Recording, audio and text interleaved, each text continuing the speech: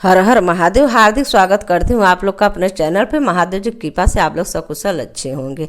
आज मैं गाइस शिव चर्चा करने जा रही हूँ, तो प्लीज़ आप लोग भी मेरे शिव चर्चा में सम्मिलित होइए। शिव चर्चा जहाँ पे होता है कोई कहलवाता नहीं है। जैसे सत्यनारायण जी का कथा होता है तो वो सबके यहाँ कहलवा देते हैं, आज मेरे यहाँ सत्यनारायण कथा है और आइएगा। तो लेकिन शिव चर्चा में कहा नहीं जाता किसी का, सब लोग सुनकर शिव चर्चा की चर्चा सुनकर ही आते हैं और ऐसे आना ही चाहिए, किसी को कहलवाया नहीं जाता। और शिव चर्चा सुनते ही सब लोग अपने आप धीरे धीरे पहुंच जाते हैं। गाय तो चलिए शुरू करती हूँ। आप लोग मेरे चैनल पर बने रहे, मेरे चैनल को सब्सक्राइब, वीडियो को लाइक कर दें, बने रहे चैनल पर। हर हर महादेव। ऐसा कहना आसान है लेकिन समझना कठिन है। जगत गुरु आदि पर सुशोभित करने वाले जनप्रिय देवादेव जलप्रिय जनप्रिय देवादेव महादेव आज स्वयं प्रदायी गुरु का काम करते हैं। वैसे तो घर घर में भगवान शिव पूजित है, लेकिन जन सामान्य ने उनको गुरु स्वरूप का चिंतन करके खूब बहुत सा सुख पाया। जिन व्यक्तियों ने अंधविश्वास में भी शिव को गुरु बनाया उन लोगों ने परिणाम पाया, अद्भुत परिणाम पाया। आप भी महागुरु शिव शिष्य बनाकर अपनी कुंजी प्राप्त कर सकते हैं। हे शिव, आप मेरे गुरु हैं, मैं आपका शिष्य हूँ, मुझ पर दया कीजिए। इसे रात्रि सोते समय और जागते समय कम से कम पाँच बार कहना बोलना चाहिए। यह आवश्यक नहीं है, लेकिन नए शिष्यों को शिव भाव से सहायक होने के साथ साथ उनका भी भाव से पुकारना चाहिए। जिस समय स्वर्ग केवल अंधकार ही अंधकार था, न सूर्य दिखता था, न चंद्रमा, ग्रह नक्षत्रों का कहीं पता न था, न दिन होता था न रात, पृथ्वी जलवायु का भी सत्ता नहीं थी। उस समय एकमात्र सतब्रह्मा अर्थात सदाशिव ही सत्ता विद्यमान थी, जो अनादि और चिन्मय कही जाती थी। उन्हीं भगवान सदाशिव को वेद पुराण और उपनिषद तथा संत महात्मा आदि ईश्वर तथा स्वर्गलोक महेश्वर कहा करते थे। एक बार भगवान शिव के मन में सृष्टि रचने की इच्छा हुई। उन्होंने सोचा कि मैं एक से अनेक हूँ। वह विचार आते ही पहले सबसे परमेश्वर शिव ने अपनी पराशक्ति अंबिका को प्रकट किया था। उनसे कहा कि हमें सृष्टि के लिए किसी दूसरे पुरुष का सृजन करना चाहिए, जिसके कंधे पर सृष्टि संचालन का महान भार रखकर हम आनंद पूर्वक विचरण कर सके। ऐसा निश्चय करके शक्ति सहित परमेश्वर शिव ने अपने बामें अंग में 10वें भाग पर अमृत मल दिया। वहाँ से एक तत्काल एक दिव्य पुरुष प्रकट हुआ। उसका सौंदर्य अतुलनीय था, उसमें सतगुण प्राधानता थी। वह परम शांत और अथाह सागर की तरह गंभीर था। रेशमी पीताम्बर से उसके अंग को शोभा द्विगुणित हो रही थी। उसके चारों ओर हाथों में शंख चक्र गदा और पद्म सुशोभित था। उस दिव्य पुरुष ने भगवान शिव को प्रणाम करके कहा, हे भगवान, मेरा नाम निश्चिंत कीजिए, आप बताइए। उसकी बात सुनकर भगवान शिव ने मुस्कुरा कर कहा, हे वस्त व्यापक होने के कारण तुम्हारा नाम विष्णु होगा। सृष्टि का पालन करना तुम्हारा कार्य होगा। भगवान शिव का आदेश प्राप्त कर श्री विष्णु कठोर तपस्या करने लगे। उस तपस्या के श्रम से उनके अंगों से जल धाराएं निकलने लगी, जिससे सूना आकाश भर गया। अतः उन्होंने भयंकर उसी जल में शयन किया था। जल अर्थात नार में शयन करने के कारण ही श्री विष्णु एक नाम नारायण हुआ। तेअंतर सोए हुए नारायण ही नाभि से एक उत्तम कमल प्रकट हुआ। उसी समय भगवान शिव ने अपने दाहिने अंग से चतुर्मुख ब्रह्मा को प्रकट करके उस कमल पर डाल दिया। महेश्वर को माया से मोहित हो जाने के कारण बहुत दिनों तक ब्रह्मा जी उस कमल के नाल में भ्रमण करते रहे, किंतु उन्हें अपने उत्पत्तिकर्ता का पता नहीं लगा। आकाशवाणी हुई द्वारा तप का आदेश मिलने पर ब्रह्मा ने अपने जन्मदाता के दर्शनार्थ 12 वर्षों तक कठोर तपस्या की। तत्पश्चात उनके सम्मुख भगवान विष्णु प्रकट हुए। परमेश्वर शिव लीला से उस समय वहीं श्री विष्णु और ब्रह्मा जी के बीच विवाद छिड़ गया। सहसा उन दोनों के एक दिव्य अग्नि स्तंभ प्रकट हुआ। बहुत प्रयास के बाद भी ब्रह्मा और विष्णु उन अग्नि स्तंभ को आदि अंत का पता नहीं लगा सके। अतः थक कर भगवान विष्णु ने प्रार्थना की, महाप्रभु, हम आपके स्वरूप को नहीं जानते, आप जो कोई भी हो हमें दर्शन दीजिए। भगवान विष्णु की स्तुति सुनकर महेश्वर शिव सदमा प्रकट हो गए।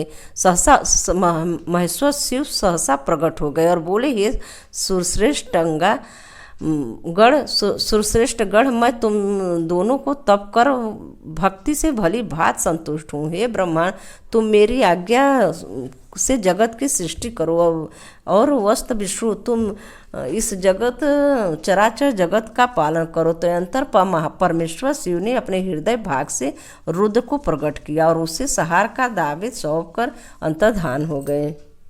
आगे शिव जागरण का फल।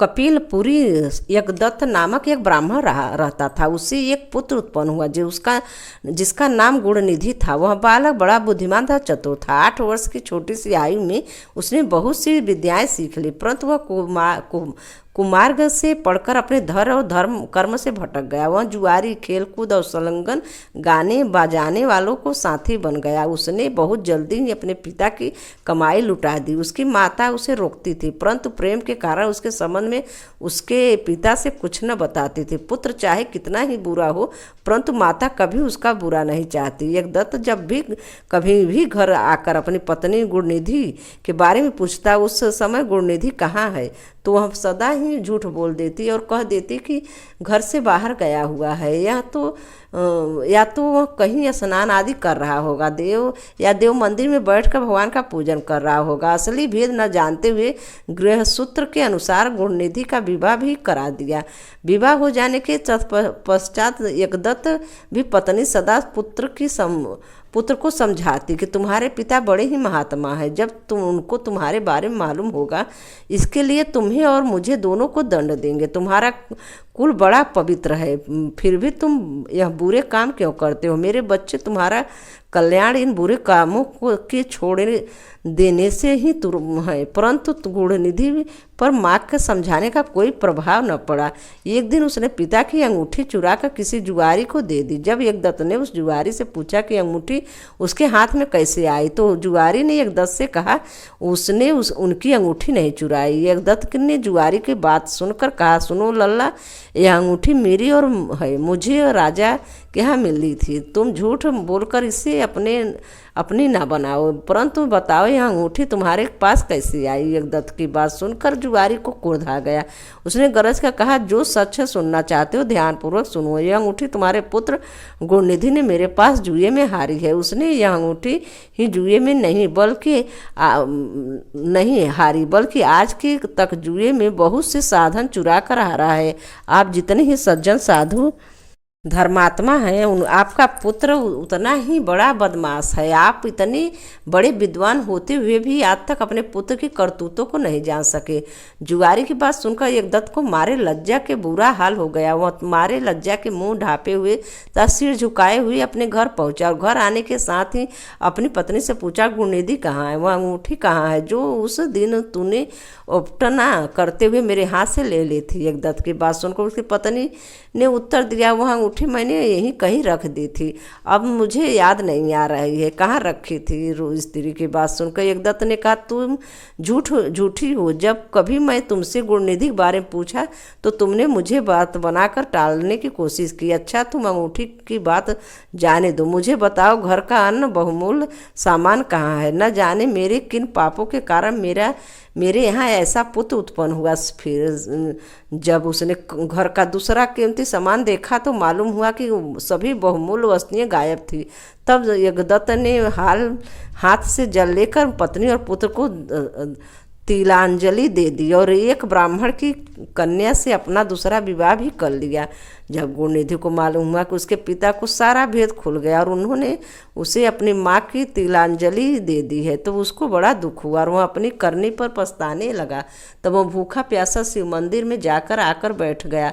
उस दिन शिवरात्रि का व्रत था। लोगों ने शिव को पूजन किया, फिर तरह तरह के पकवान तथा खाद्य सामग्री शिव जी को ऊपर चढ़ाई। जब लोग भगवान का पूजन आदि करके मंदिर में सो गए, तब गुणनिधि ने मंदिर में भीतर प्रवेश किया और खाने पीने का सामान उठाकर बाहर की ओर भागा, मगर चलते चलते उसके पैर एक सोते हुए शिव भक्त के टकरा गया। फिर क्या था, उस भक्त का चोर चोर का शब्द सुनकर सभी लोग जाग उठे और दौड़ते हुए गुणनिधि का पीछा किया। बहुत से नागरिक ने उन भक्तों को साथ ले मिल गए तो अतः उन लोगों ने दौड़ते हुए गुणनिधि को पकड़ लिया। सबने मिलकर उसको ऐसा मारा कि वो मर गया। उसके मारने के साथ ही यमदूतों ने आकर उसे घेर लिया, निर्दयतापूर्वक उसे मारने लगे। उधर भगवान सदाशिव ने अपने गढ़ों से कहा कि गुणनिधि बड़ा पापी दुराचारी कुकर्मी है, फिर भी उसने शिवरात्रि का व्रत रखकर जागरण किया, हमारे पूजन को देखा है, हमारे दर्शन किए हैं। दीपक के लिंग के शरीर पर गिरती हुई छाया का इसने निवारण किया है। रात्रि में अपना वस्त्र फाड़कर उसमें बत्ती डाली है। प्रसंग वंश हमारे गुणों को श्रवण किया है तथा ऐसे ही और धर्म कार्य किए हैं, अतः वह हमारे लोक को जाएगा। इसके पश्चात कालिंग देश का राजा होगा। तुम लोग वहाँ आकर गुणनिधि के दूतों के बंधन से मुक्त कराओ, क्योंकि हमने उसे अपना लिया है। तो भगवान श्री सदाशिव की आज्ञा पाकर विमान पर बैठकर शूलधारी शिव जी की पार्षद की घटनास्थल पर आ पहुँचे और बोले, हे यमराज के गढ़ो, तुम अब यह परम धर्मात्मा ब्राह्मण को छोड़ दो, क्योंकि अब इसमें कोई पाप शेष नहीं रहा। यमदूतों ने भगवान श्री सदाशिव उपादर्शु से कहा, ये तो आपकी आज्ञा हमारे लिए सिर माथे पर है, मगर यह तो दुष्ट महापापी कुकर्मी मांस तथा मदिरा का प्रयोग करने वाला परम स्त्री और बेस्यागामी माता पिता की आज्ञा न मानने वाला चोर और जुआरी है। हम लोग इसलिए इसको ले जा रहे हैं। यमदूतों की बात सुनकर पार्षदों ने कहा कि तुम मूर्ख हो, यह ब्राह्मण पापी नहीं है। इसका सबसे बड़ा धर्म तो यह है कि इसने तो पुराना कपड़ा जलाकर शिवालय में प्रकाश किया, रात्रि का भर जागरण किया। स्थिर चित्त से शिवालय के द्वार पर बैठकर इसने भगवान श्री सदाशिव का पूजन को देखा